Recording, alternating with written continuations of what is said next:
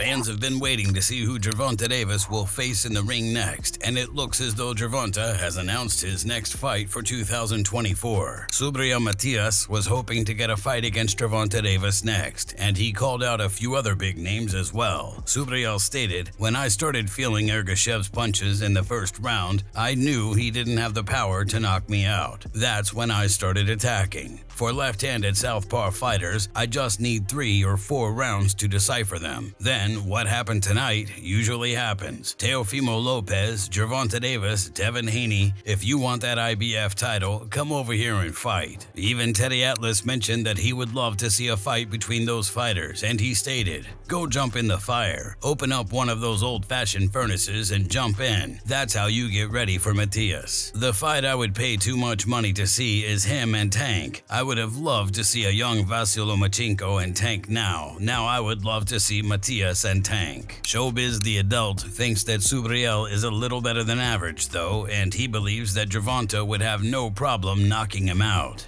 If you look at Tank Davis and say that he's overrated, if you look at Ryan Garcia and say he's not a real one, why are you jumping up and down on Matias? I don't get it. Matias is one of those guys who's a good fighter, a little bit above middle of the road fighter, who's a good puncher, who somebody like Tank Davis is going to knock out, or somebody like Devin Haney's going to school, and then people going to say he was overrated. He wasn't that big of a deal anyway.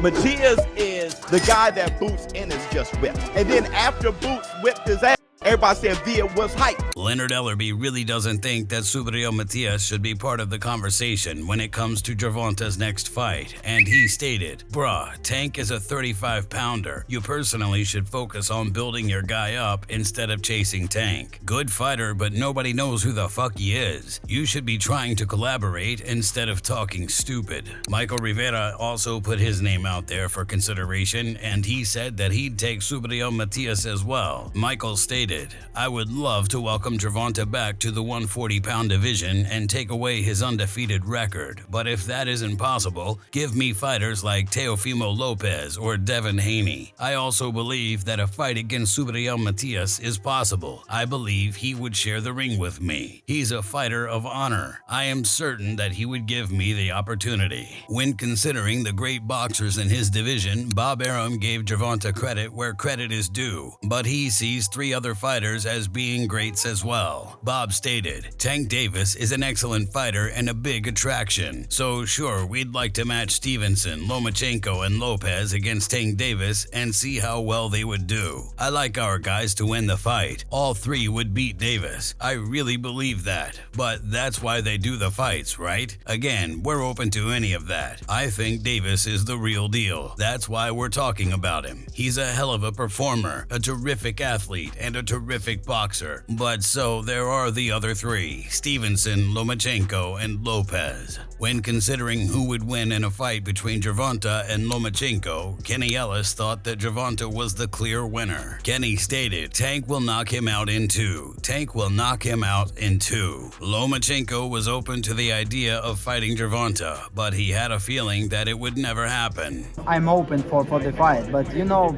boxing politics, you know, we have different promoters. Mayweather said, every time he said, "Hey, we have our way and forget about us. We're making money." So. On top of that, Gervonta never seemed too impressed by Lomachenko, and he said that he's not that good. So Tank, is Lomachenko getting older or Pedraza got a lot better? Listen, Pedraza lost to me and went up to 35 and stopped the champ. I mean, he didn't stop me, he beat the champ. Beat up Ray, yeah. It showed that Pedraza, he can fight.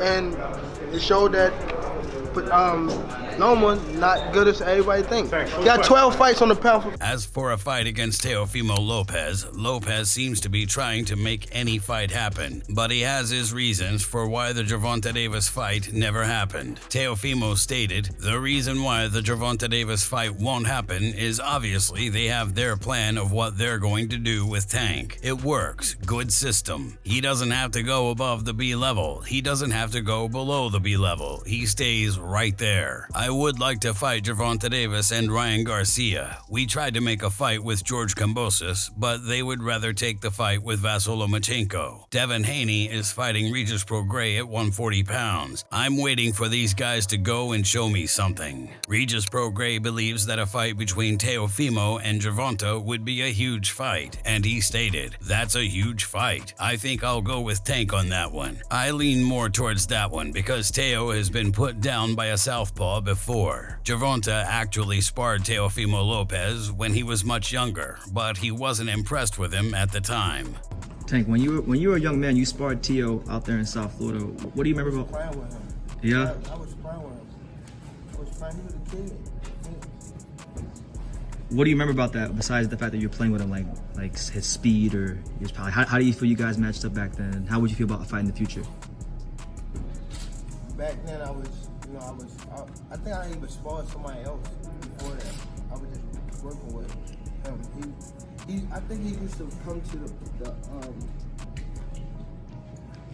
so the Silver Glove, we used to have to go through DC, then we had to go to Augusta, Georgia. Yeah. He was always his father used to bring him to the Augusta, Yeah. Georgia, just to be around people and lift weights and stuff like that. I remember him being young in the tournaments.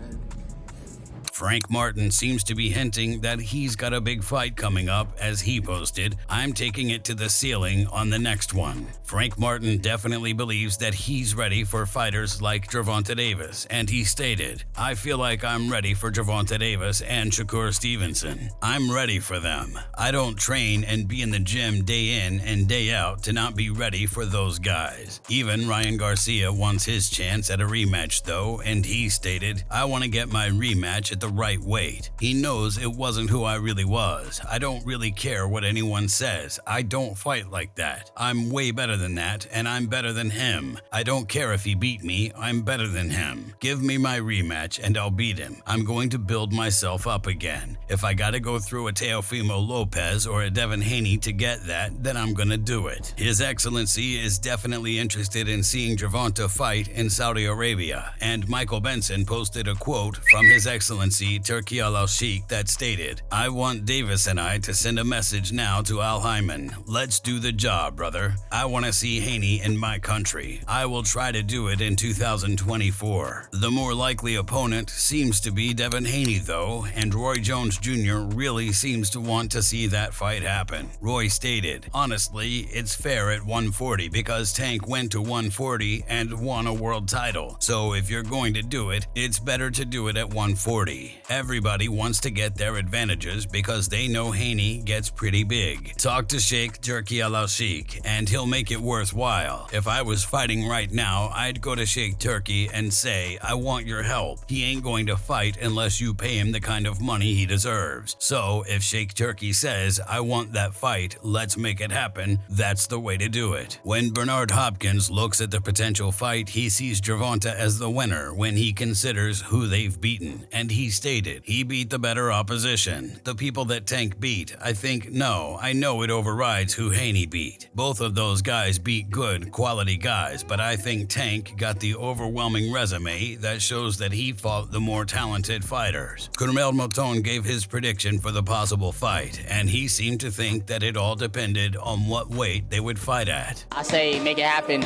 I feel like if it was at 135, I'd go towards Tank. I just feel like I don't even know if Devin can make 135. I feel like he's just too drained there. That's why he needed to move up. But I feel like 100% Devin and 100% Tank, Devin at 140 or maybe a catch weight. It'll be an interesting fight. I'd like to see how Tank deals with Devin's boxing ability. I don't know who the winner would be. Gervonta Davis seems to have his own hit list of fighters that he wants to see in the ring, and he's got some big names on there to take down. I got some people I want to get. Like, I don't want to say their names, but Just say yes or no. Haney, yes, Lomachenko, yes, Teofimo, yes. Not really so much Teofimo. not so much. It's not on your Yeah, list. it's not on my. He's not. Kambosos? No. Is there anyone I'm missing, or is that it? Yeah, but I don't want to say his name. Shakur? Yeah. According to Mike Coppinger, Gervonta Davis is headlining Amazon Prime's PPV in March, and he stated, Gervonta Davis reportedly could headline PBC's first Amazon Prime Video PPV in March. On top of that, Dan Rafael has seemingly leaked a potential date for Gervonta's fight, and he stated, the first boxing event from Al Hyman's PBC on Amazon Prime Video is reportedly being planned for March 30th and will likely be a PPV. If you enjoyed this video, make sure to subscribe and check out some of our other videos on the screen right now.